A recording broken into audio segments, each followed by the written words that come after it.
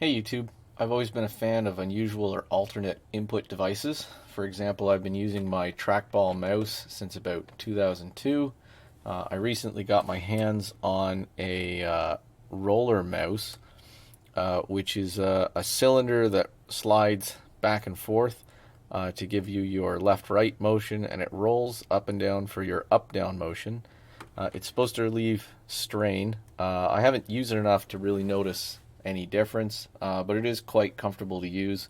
It can be used with either hand and requires a lot less hand movement than a conventional mouse.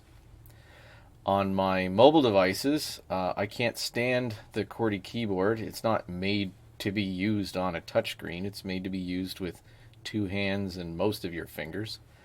So I find that it takes up too much space on the screen, and the buttons are too small to be typed really accurately. If you make the keyboard large enough to be comfortable to type on, then all it does is obscure more of your screen. So about 2 years ago, I started using this Message Ease keyboard. So a single tap on any of these buttons will give you the red letter, and then a tap and a swipe will give you the smaller letter. For example, the O key can be accessed by a single tap, but pressing the O key and then swiping up will give you the U key. It's not as fast as using two thumbs on a QWERTY keyboard, but it's way more convenient because you can hold your mobile device in your hand and access all the keys with just a single digit. You don't need to use your other hand and put down whatever it is you're working on.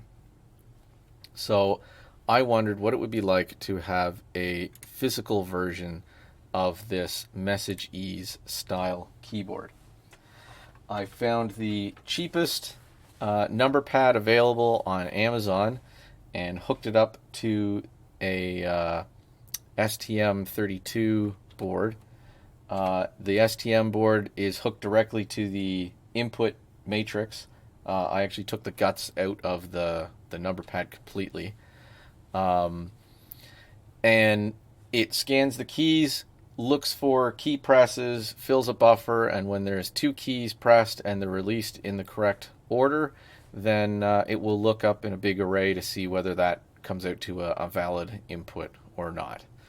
So just like the on-screen version, a single tap to the center button will give us an O, but holding that key, pressing the key above it, and then releasing them in the same order will give us the U.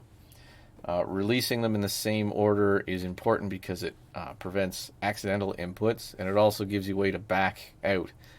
If you're hunting for a key and you don't remember where it is, you could hold a key down, find that the key you're looking for is not available.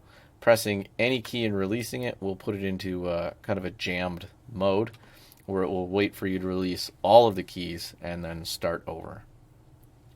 The modifier keys, like Control and Alt and Shift, are available. They will toggle. So pressing Shift will give you uppercase letters, and then it will move back to lowercase, much like an on-screen keyboard on a mobile device for any subsequent key presses. Control and Alt work the same way. Control will be held. You toggle it on.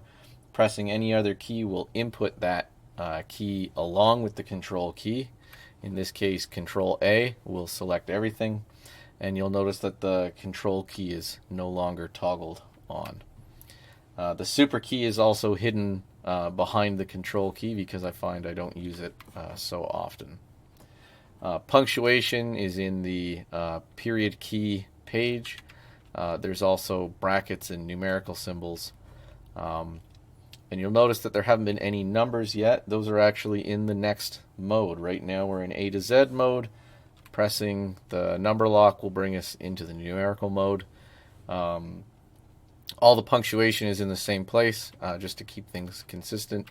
But you have a number pad, which is a little easier to use. It's laid out in the way the number pad is, and it's all single key presses. Finally, there's a control character page, which gives you arrow keys to move around your cursor. Holding the up key gives you the alternate movement keys, so your home and end, page up, page down. Also, all of the function keys are available from 1 to 12.